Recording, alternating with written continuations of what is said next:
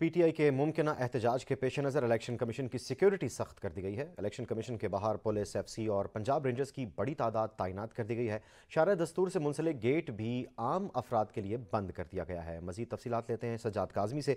सजाद काजमी, कैसी सिक्योरिटी देख रहे हैं?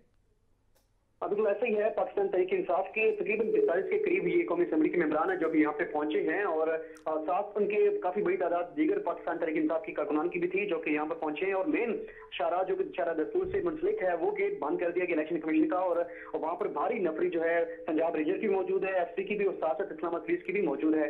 ताहम थोड़ी देर कबल ही 2 मेंबरान को अंदर जाने की इजाजत दी गई है, और इलेक्शन कमीशन के जो सेक्रेटरी उमर अमीर खान उनकी हिदायत की रोशनी में 2 जो आमिर डोगर हैं और साथ साथ रियाज फितियान, उन दोनों को अंदर जाने की इजाजत दी गई है ताकि वो मुलाकात कर सकें और अपना जो मौका है वो सामने रख सकें। पाकिस्तान तहरीक इंसाफ इससे कबल जो है कौमी असम्बली के बाहर एहतजाज कर रही थी, और उसमें ये उनकी तरफ से कहा जा रहा था कि हमें स्पीकर को मिलना है और उनको बताना है कि हमारे इस्तीफे जो है मंजूर न किए जाए।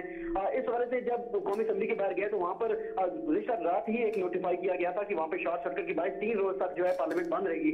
तो जिसके बाद उनकी तरफ से ये फैसला किया गया पाकिस्तान तहरीक इंसाफ के कारकुनान की तरफ से और जो उनके मेंबरान उनकी तरफ से कि अब हम स्पीकर हाउस जाएंगे। तमाम उधर भी नहीं जाया जा सका और अब इलेक्शन कमीशन की तरफ रुख किया गया और यहाँ पर काफी बड़ी तादाद में यहाँ पहुंचे हैं और यहाँ पर उनको अंदर जाने की इजाजत जो है वो नहीं दी गई। तमाम अब 2 जो मेंबरान है पाकिस्तान तहरीक इंसाफ के उनको अंदर जाने की इजाजत दी गई है, और उनकी तरफ ये मौका रखा जा रहा है कि हमने एक रिटर्न एप्लीकेशन भी सेक्रेटरी को दे दी है। उसमें हमारा ये मौका है कि हमारे इस्तीफे फौरी तौर पर मंजूर न किए जाए, और अगर स्पीकर मंजूर करते हैं तो हमें डी नोटिफाई इलेक्शन कमीशन ना करे। तो इस वाले के ठीक अंदर मुज़ाकरात जारी हैं। जी ठीक, बहुत शुक्रिया